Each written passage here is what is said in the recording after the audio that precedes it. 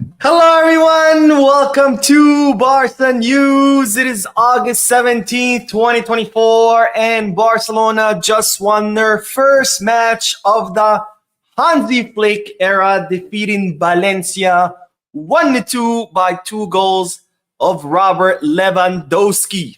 This is the post-match live analysis. We have a lot to discuss, so let's begin.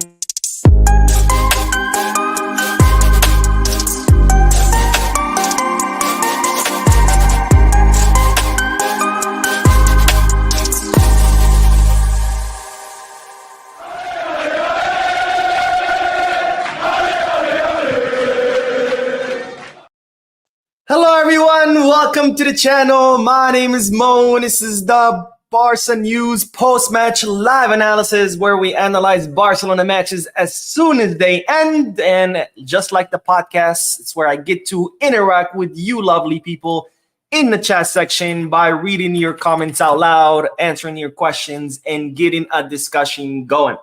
Today, we're going to be talking about the Barcelona match, or Valencia versus Barcelona match, which just ended a few moments ago with Barcelona achieving its first victory of the Hansi era flick with 2 goals by Robert Lewandowski, the second one being scored from the penalty spot. Now, overall sensations of the match, not of Barcelona, but overall sensations of the match, I think it was a very highly entertaining match. Very well fought by both sides, lots of back and forth, and where both teams took turns of dominating the field. I really liked it. You know, as a football fan, these are the kind of matches that you would like to see. As far as Barcelona themselves, or as far as the performance of the team, it was definitely a hard-fought match. It was perhaps not the best of matches, but that's expected. It's the first match of the season against a very tough opponent in a tough stadium, and where Barcelona are, of course, missing a lot of their key elements due to injury, like Frankie, Gundo, Fermin Lopez is still on vacation, etc., etc. But overall, good sensations of the team. I think they started out the first half really well. Very compact lines, moving the ball quickly, creating danger. Around the 15th minute, the team kind of fell apart a little bit. Valencia started pressuring, started creating their shots or their chances, and then eventually scoring that goal. And then the second time half came back or started, and that's when Barcelona kind of got back on top. And it was a lot of it thanks to Hansi Flick's substitutions. I think unlike what we've seen in past seasons under Xavi, where many times his substitutions didn't make sense, they would make the team worse, or perhaps he would make substitutions where the team would simply just park the bus, hold on for dear life for the final moments of the match.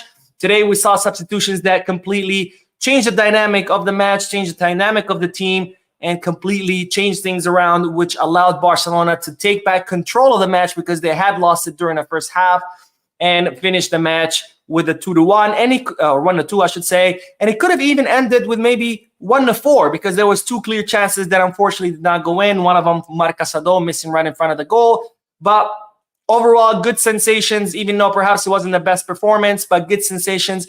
And I'll say one big sensation that I saw is the mechanisms, or those automatic passes, or those automatic plays that I used to talk a lot in the past, that I used to say they were missing from Xavi's team.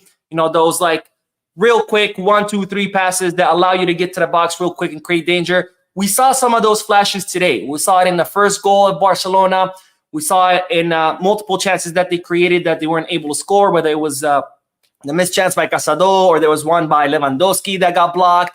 But we saw those happen. We didn't see them happen as often as we would like them to see, but that's normal. This is a brand new team under a new coach. Those things take time to develop. Those mechanisms or those plays, those automatic passes, those take time to develop. But we are starting to see flashes of those. We saw it a lot against Manchester City in the preseason. We saw some of it against Madrid in the preseason. And we saw some of it today. And when they do happen, even though they happen rarely, when they do happen, they create a lot of danger and they end up in goals, just like it happened against City, Madrid, or even today against Valencia in Barcelona's first goal. And this is really good news. This is really good news because we know they're starting to develop. We know they're starting to appear. They take time, but as time goes by, as the team trains more together, as the team trains more under Flick, as the team plays more matches, those mechanisms are are going to start to appear more and more. And the more they appear, the more chances we'll be able to create. The more chances we'll be able to create, the more goals we'll be able to score. So very, very important thing that I saw today in Barcelona's tactics. I also liked the pressure. I think Barcelona did a really good job maintaining the pressure on the Valencia players during the first 20 minutes of the first half. Not so much during the remainder of the first half when the team fell apart. And then we saw it also during the second half. So another good sign. Of course, ideally you want the team to maintain that pressure the 90 minutes of the whole match, but that also takes time. That's not going to happen right away. It's going to take, some few months for that to develop, but we are seeing flashes of improvement. Again, overall, the performance of the team wasn't great, but you are seeing that those flashes of improvement that they're starting to appear, which means with time, we're going to see more of it. And with time, we're going to see, a better Barcelona, or at least that's what I hope for. Negatives. The first negative thing is we still have a big problem with signings. We have a big problem with signings. And what I mean is not that we're missing signings, is that we continue to make the wrong signings. And I say that because today Barcelona beat Valencia with a lot of academy players, and many of these academy players playing spectacularly at a spectacular level. Casado, Bernal, Gerard Martin, who only came in during the final 20 minutes, Balde, who's still an academy player and had a phenomenal match. Even Pau Victor, even though he didn't play much, but we saw the level of these players. And meanwhile, you contrast them with the players that Barcelona have spent a lot of money on. Ferran Torres, I'm looking at you, and you realize that Barcelona still have a big problem in their sporting arena and in the signings that they're making. Because why would you spend all this money on these players that simply don't have the level to compete in Barcelona when you have academy players that didn't cost you much and today won us the match? Another big negative from today's match, the defense. We still have a little bit of problem with the defense. Sometimes they lose focus, and that is going to have to be corrected. Of course, again, this is going to take time. You cannot implement changes overnight. That is going to take time, but the defense still sometimes a little bit problematic, and a lot of it has to do with focus. I think a lot of times the players lose focus, and they allow those silly mistakes to happen, and that's how Valencia was able to score their goal, their only goal. I mean, I can't remember the player's name, but he was pretty much left alone in front of goal wide open, and he was able to score. So those are the only two negative things that I would say about today. We still don't know how to sign players. We still have a big problem with the defense, but overall, really good sensations with the pressure that Barcelona was exerting, and really good sensations with those, mechanisms, those fast passes, those automatic passes, whatever you want to call it. And I think there are good things to come. But 3 very important points, very important victory today, especially because it is the first match of La Liga. Had we lost this match, I think that would have only put a lot more pressure on Flick and the players, because then all the media would have been talking, oh my God, this project is a failure, blah, blah, blah. You know how the media is. So it was very important to get that win, a win against a very, very tough opponent, by the way, in a very tough stadium. So I'm very, very happy. I'm sure you guys are. But let's see what you guys' thoughts or opinion are. And then we will talk about Barcelona's formation and the players that we saw today. By the way, in my opinion, even though it was Lewandowski who got the MVP of the match, of course, it was obvious it was going to happen. He scored both goals. My opinion, Marc Casado, undoubtedly the MVP of the match for me. I'm curious to hear who do you guys think was the MVP? So let me know in the chat section. And let's begin with Chris, who says Ferran was shocking. 100% I agree with you. It is shocking how bad he is. It is shocking that we paid 55 million euros for him. And it's shocking that he's still in Barcelona. Of course, the reason he's still in Barcelona, and I get this question a lot, like, why is Barcelona keeping him? Do they think he's good? Is it because he's Spanish? No. We still have him because nobody wants him. We're the only idiots who are willing to pay 55 million for him. And other clubs, they have eyes too. They see how bad he is. That's why he's still in Barcelona. Barcelona have been trying to offload him since last summer. There's simply no buyers for him. Brian says, hello, Ferran. Oh, Casado, masterclass. We need a left winger now, and defense looking mid. Good match, but could be better. I agree with you with everything except the left wing. Or no, sorry. I thought you had said left back.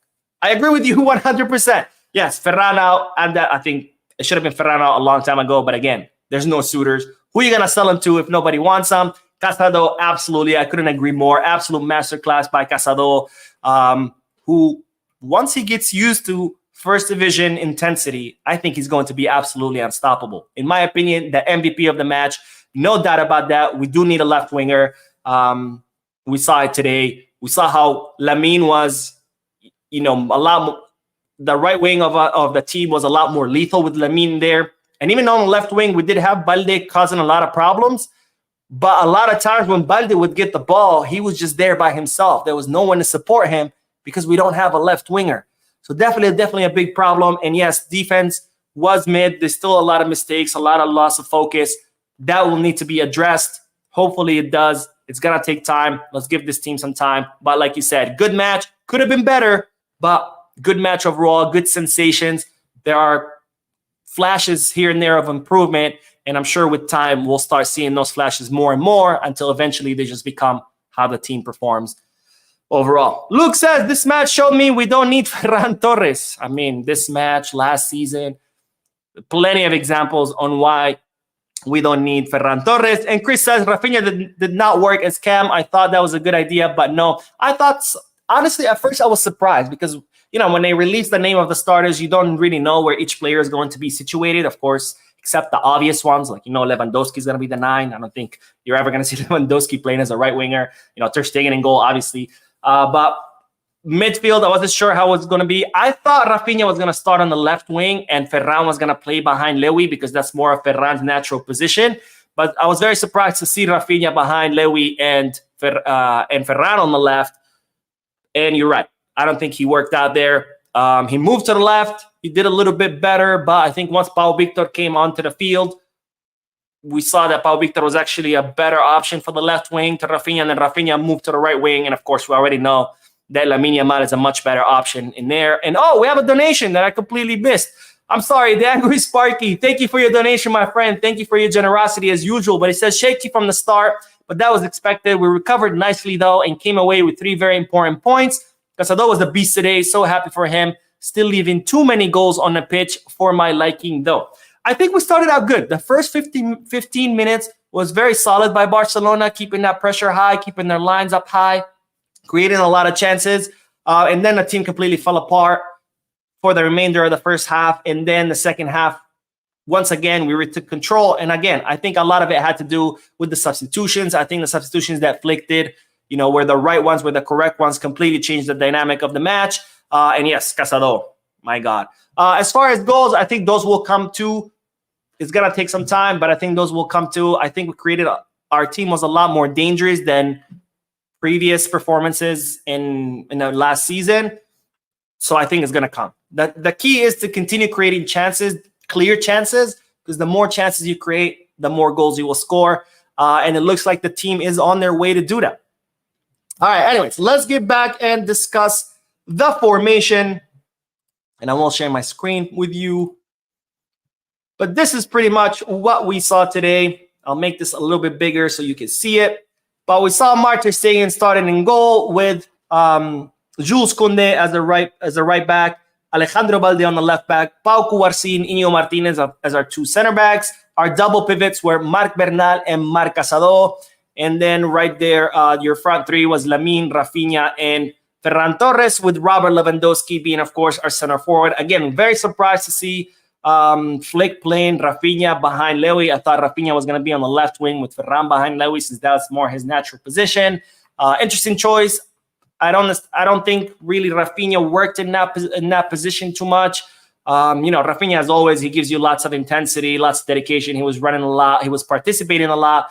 But overall, he's not really that chance creator or that ball distributor that you expect from someone that is playing right behind Lewandowski. But I'm skipping ahead. Let's start first with our defensive line. Jules Koundé.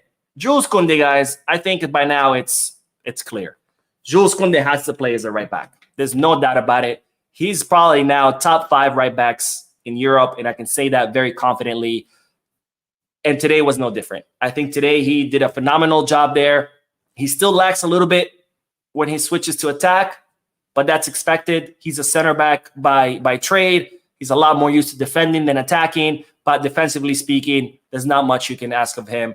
And offensively, he does need to work a little bit more on his crosses. But overall, great performance by Koundé. And from there, we jump to the other side because Balde, I saw him really well today. I saw a really great Balde causing a lot of headache for Valencia on the left flank.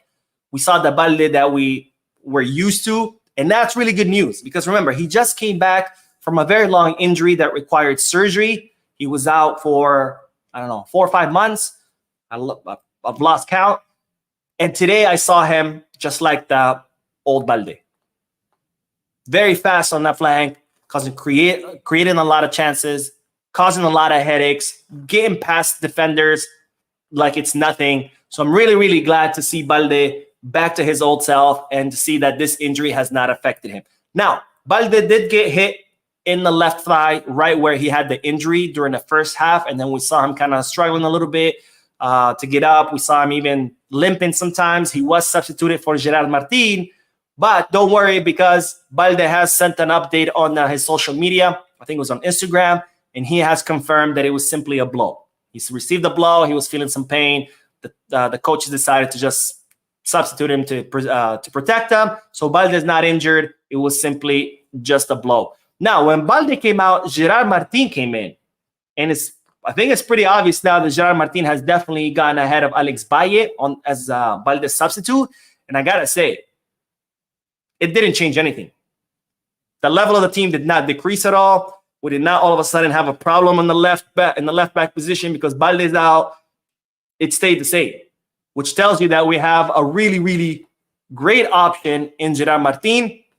But of course, we're still missing that left winger. And that was very evident today. Like I said before, every time Balde would get the ball, he looked very lonely up there because there was no one to help him out since we don't really have a left winger. And that's going to be a problem that's going to need to be addressed, whether Barcelona go to the market and bring someone else or find a different solution, maybe have someone play there like Pau Victor. I'm not sure, but it's definitely going to be a problem. Now, getting back to the formation, Iñigo Martinez, a few mistakes here and there, but overall solid performance by Iñigo. I think a veteran like him who has been playing for many, many years in La Liga, I think you wouldn't expect anything less. Kouarsi looked a little bit out of rhythm, which is normal. He just came back from the Olympics. He's only trained with the team for 1 week. So he did seem a little bit out of rhythm. He made a few mistakes here and there, but that's expected. But then let's talk about that save.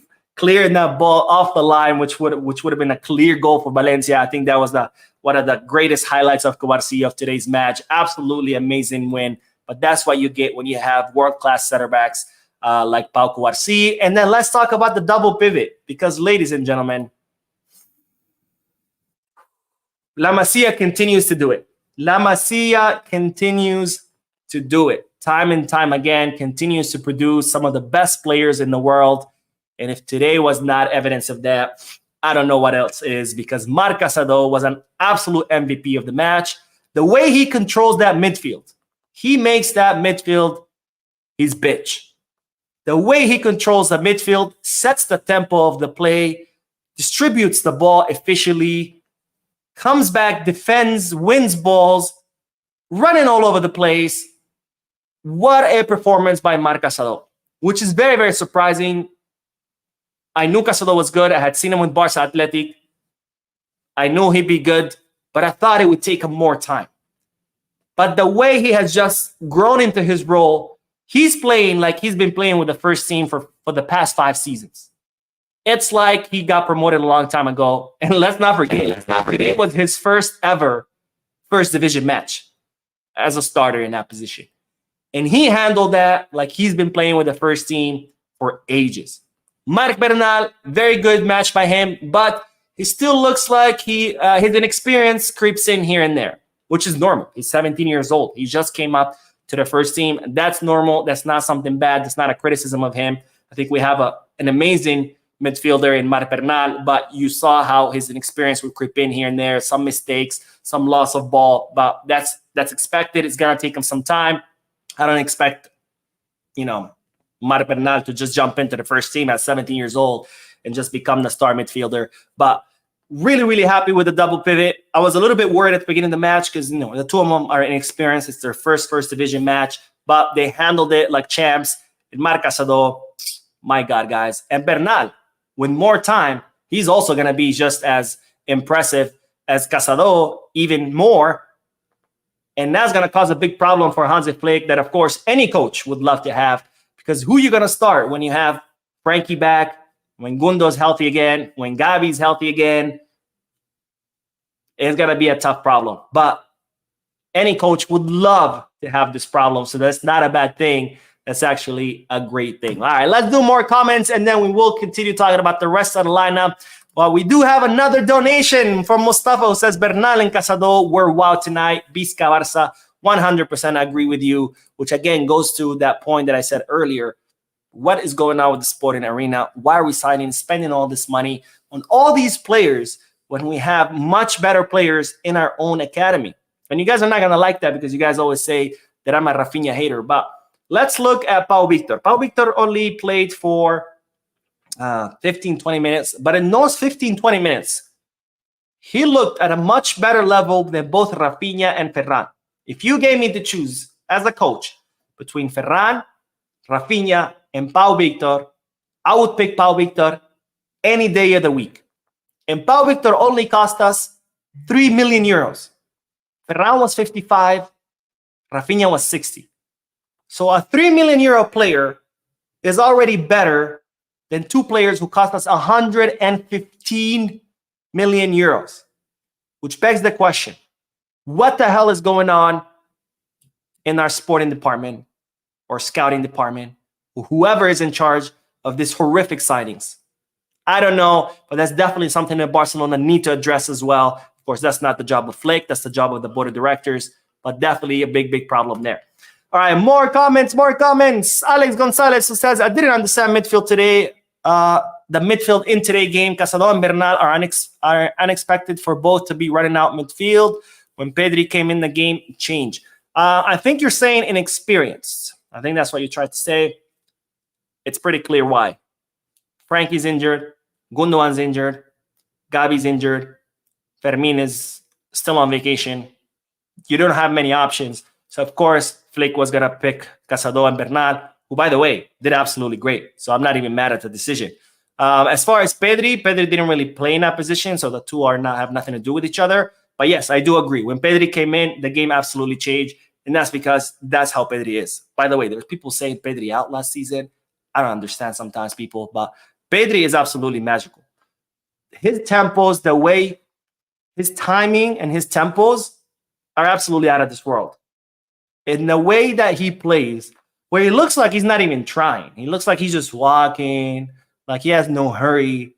But yet he is still so dangerous because of his tempos, because of his pausa, as some of you might know what that is, which is that pause that players take right before making a pass or right before receiving a pass, which completely throws off the opposing players, because opposing players are constantly timing things. They're constantly trying to forecast a pass, trying to forecast a player's movement, trying to forecast a player's shot. And when you add that pause that Pedri is always able to do it, it completely throws off the timing of whichever players are around him. And that's how he's able to maintain control of the ball. And that's how he's able to not lose it. And that's something very, very rare to come by. That's something that Iniesta did to perfection. That's something that Xavi Hernandez did to perfection. And we see it in Pedri all the time. Unfortunately, injuries have not been too kind to Pedri. But for people to think that Pedri is somehow not a good player, that to me is absolute insanity. Hello says Pedri is the key for the system. He made the team 10 times better when he came on. Absolutely agree with you. I think once Pedri is, fully ready to play full matches, I think we're going to see his impact immediately, especially under Hansi Flick's system. Jules says, Jules from Gabon, watching live for the first time, being a follower for quite a while now. Your channel's the only I follow. Great job. I can really see that you love Barca. Thank you, my friend. Thank you for supporting the channel and for your comment. Welcome to the first live, and I hope to see you in more lives. And Sylvan says, hey, Mo, tuning in all the way from Barbados in the Caribbean. All right, Barbados in the house. I love the Caribbean. Henok says, Marc Bernal reminds me of Sergio Busquets. Marc Bernal is slow like Sergio Busquets. Marc Bernal is also fragile. I wouldn't say he's fragile. I mean, why would you think he's fragile? As far as slow, as I've explained before, the speed of the player in a possession-based team like Barcelona is not measured in how fast that player can run a 40-yard dash. It's measured in how fast they can move the ball, because you can never outrun a ball. So the key is to move the ball fast. If you move the ball fast enough, the opposing team cannot catch up. You could always lose a race against another player running, but you can never win a race against a ball. So the measured speed of the player in a team like Barca is based on how fast they move the ball. Xavi Hernandez was not a fast player. Iniesta was not a fast player. Busquets was not a fast player. But yet, these are the three greatest midfielders in the history of Barcelona, and probably top five, if not top three in the history of football, period. But maybe I'm being a little bit biased. Because again, they were able to move that ball really, really fast. Not because they were able to run a 40-yard dash in however it is, 10 seconds. I don't know what's considered fast in these days in the 40-yard dash. All right, let's do the last bit of players and then we'll do more comments. But let's talk about attacking four players where we saw Lewandowski, of course, scoring 2 goals, doing what he does best. I've always said it. Yes, he might be a little bit old. Yes, he might be past his prime, but Lewandowski is still Lewandowski. If you get the ball to Lewandowski in the box, you have a guaranteed goal. The problem is our team were really bad about getting the ball to Lewandowski in the box last season. Another problem is that Lewandowski was always getting impatient, and because he couldn't get the ball, he would drop a lot to the midfield, which is a big problem because in the midfield, he's pretty much useless. He needs to stay in the box. Today, that's how the first goal came. Penalty kick. Finally, Lewandowski kicking the ball like a normal player versus doing that whole weird, silly jumping that he does. So 2 goals, Lewandowski doing what he does. As far as scoring, I think if he can stay in the box longer, and then if our team can get better at getting him the ball in the box, I think we are going to see a lot more goals from the Polish striker. Lamine Yamal, not the best matches of Lamine Yamal, but is still creating danger like he always does. Rafinha, I want to say good match by Rafinha. He was very active, very mobile, participating a lot with his teammates, dropping down to defend, coming back up to attack, was all over the field like he usually does. But again, I just don't see how he is a difference maker. He really isn't. I mean, yes, does he give you 100%? Sure. Is he fully dedicated? Sure. Does he leave it all on the field? Absolutely. That's never in doubt. But as far as 60 million euros on someone like Rafinha, I just still cannot understand how you justify that. And we saw it. And we saw it today. Even though he had a good match, don't get me wrong, we still saw it because when he was playing behind Lewy and then we brought in Pedri, all of a sudden, whoop, the level of the team went up. Then he moved to the left wing. And yeah, he was still doing good, but then Pau Victor came in his place, and then that improved too. Our attack from the left wing improved, and then he moved over to the right wing where Lamine was, and of course, our effectiveness from the right wing dropped. So good match by Rafinha, very active, but I just still don't see why we had to spend 60 million on him when we clearly have other players who improve the team much more than he does. Because today, in all 3 positions, those positions were improved by other players, whether it was Pedri, whether it's Pau Victor, or of course, Lamine Yamal. And finally, Ferran Torres. Honestly, I don't even know what to say. You guys saw the match. I don't think I have to say much about Ferran Torres. But anyways. All right, let's do more comments. Chris says our conditioning was superior. Valencia was dead at the end of the match. They were dead at the end of the match. 2 of their center backs couldn't even walk anymore. But I think it has a lot to do with their bench. They really have a very, very small bench. And their bench is mostly academy players with no experience because Valencia are going through a very tough financial situation. They've been going through a very tough situation for many years now. Actually, during the match, they kept chanting, the fans kept chanting. I forgot the president's name. I think it's Pedro. They kept calling for his ousting.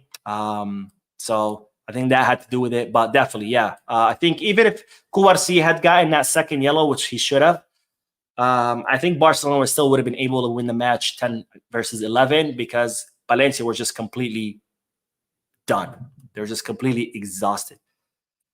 Let's see. Mark says our concentration and focus need to improve massively. 100% agree with you, especially in the defense. We saw that a lot today. A lot of the defensive mistakes in Barcelona were as a result of loss of concentration. So I agree 100% with you. It definitely needs to improve. Otherwise, we're going to suffer defensively. And Not the Gamer says this game just showed that this team needs time. With starters back and after a good season, we will cook. Also, what's up with Gundo? I woke up to the news that he wants to leave. I agree with you. Of course, this team still needs time. You know, it was a good match. It could have been much better, but it's the first match of the season. New coach, new players. It's going to take some time, but we are seeing flashes of improvements that with time will get better and better. As far as Gundogan, I talked about it in the video that I uploaded. It's absolutely fake news. He was left out of the squad because of his injury. He had a cut to his eye during the Monaco game. It's not because he's leaving. And Ross says, boring game. Pau Victor should have been brought in way earlier. I don't think it was a boring game. I think it was a very entertaining match because there was a lot of back and forth. Both Barcelona and Valencia took their turns of dominating. Both teams created a lot of chances. So I disagree. I thought it was a very entertaining match. As far as Pau Victor, I do agree. I think he should have been brought on earlier. If anything, I would have even started him ahead of Ferran Torres. Like, we all saw the preseason. And the preseason gave me zero reason to ever think that Ferran deserves a starting spot ahead of Pau Victor. I would have started Pau Victor from the beginning, but maybe I think my guess is the reason Flick decided to do that is because he did have Casado and Bernal starting for the first time with the first team, so he probably didn't want three inexperienced players at the same time. That's my guess. Again, this is not news. This is just my guess of why he did it, but I agree. Pau Victor should have been brought on earlier. Dory says, Casado, absolute beast today. Imagine him with Gavi and Fermin on the pitch when they're all in. My friend, that's going to be one hell of a midfield. Jovan says, Mo, personally think you're very biased towards Rafinha in a bad way. You just don't like the guy. Balde needs to work on his product. Final pass. It's my opinion of Rafinha. I don't think he's Barca level. That doesn't mean that I hate him. I don't know the guy. I've never met him. But in today's day and age, it's just a lazy way of dismissing arguments that contradict yours. Instead of saying, this is why I disagree with you. It's like, no, you just hate him. Which technically I could do the same back and say, oh, well, you just love him. That's why. Let's do better. All right, let's see. Joe said, do you think we still have a chance to get Nico? No, absolutely not. Zero chance. And Hart, my man Hart, answer your email, my friend. I sent you an email the other day. But he says the only positive trait about Rafinha is about his stamina and how he runs and press, but he lacks all traits of a forward. Ferran was a disgrace of a player. Absolutely agree, my friend. You hit it right on the nose. Yes, Rafinha has an incredible stamina. He runs a lot. He leaves it all on the field. He gives you 200%, but that does not make you a great player. So does Ferran, by the way. Ferran runs a lot too. He runs just as hard as Rafinha. Does that make him a Barca level? Absolutely not. Ferran, like Hart pointed out, is just a disgrace. And I don't know what the hell he's still doing. And we do have a donation, another one from the Angry Sparky who says, completely unrelated to the match, but you need to get your editor to make you a new intro. After all, Xavi the coach is out and Flick is in. Hart, they're talking to you, bro. Hart Guemo, by the way, he's my editor of my intro. He made the intro. He made an absolutely phenomenal job, but he is working on updating the intro. If you guys need any editing needs, hit up Hart Guemo. He is absolute a beast. All right, let's go and do more comments. But Sanjok says, any thought on Iñigo complain Martinez? Iñigo gets pissed off at his teammates for not making the players that Iñigo should be marking, and this happens in every match. I think he does what any leader does. Iñigo, whenever he's on the field, he completely takes leadership over the defensive line, and he's always yelling at his teammates, telling them where to be and who to mark. That's what you're supposed to do. Araujo does that when he's on the field. Puyol used to do it all the time. I don't think it's anything wrong. Henok says, Rafinha, the best Barcelona player on the pitch after the fixture, Valencia versus Barcelona from DRC. I think you and I watched two different matches. Toomey says, why do people force the Boozy comparisons on Bernal? He is not as slow as Boozy.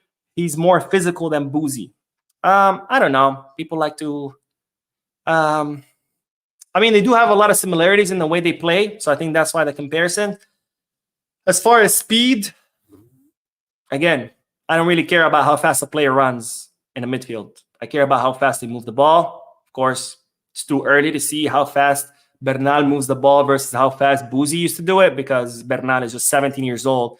He just played his first match ever in the first team. So DJ says, I don't want to see Ferran near this team ever again. What is this guy still doing in Barcelona? I agree with you, my friend, but unfortunately, nobody wants him. So it looks like he's going to be hanging around for another season. Luke says, Rafinha and Lewa were good this game, and people are still saying both of them out while they had better performances than anyone else on the pitch. I don't agree that they had better than anyone else on the pitch. I think Casado was much more superior to both of them. Lamine was, even though he didn't have the best of the match, he still was a lot more dangerous. But I don't know. Oriel says, Casado and Bernal can help us fill the gap in DM, but we really need a left winger who is good at dribbling. I agree with you, because you see how much danger Lamine creates on the right, and we're desperately missing that on the left. And if we can have someone who can do that on the left, with both our wings doing that, that would be a very dangerous team. And Harniel says, or is he having the nudes of Laporta, Deco, and the other board members? Why is he still here and the team isn't looking at least put him out on loan? Because again, same problem. Nobody wants him. You can't sell a player if nobody wants him, right? If you have an old beat-up car that doesn't work and you put it up for sale and nobody buys it, it doesn't mean that you're dumb for having an old beat-up car. It's just if nobody wants to buy it, what are you going to do with it? So, Not the Gamer says, in no way someone just said, look at the ratings online and you will see that Rafinha is good. Yeah, I don't even know what that means. Look at the ratings online. Anyway. All right, guys, that is all for the post-match live analysis. I did post a video. I know I posted it at the worst time. I literally hit publish right when the match began. So probably a lot of you haven't seen it yet. Make sure to check it out. Lots of news in there. Vitor Roque. What else? Kundogan. I forgot. Lots of news in there. So make sure to check it out. Anyways, thank you for tuning in, for your likes, your comments, your subscriptions, your generous donations. Don't forget to hit the subscribe button. And also hit the like button. I will see you. Not sure if there's going to be another news video, but I will see you later. Let's say that. And as always, peace, guys.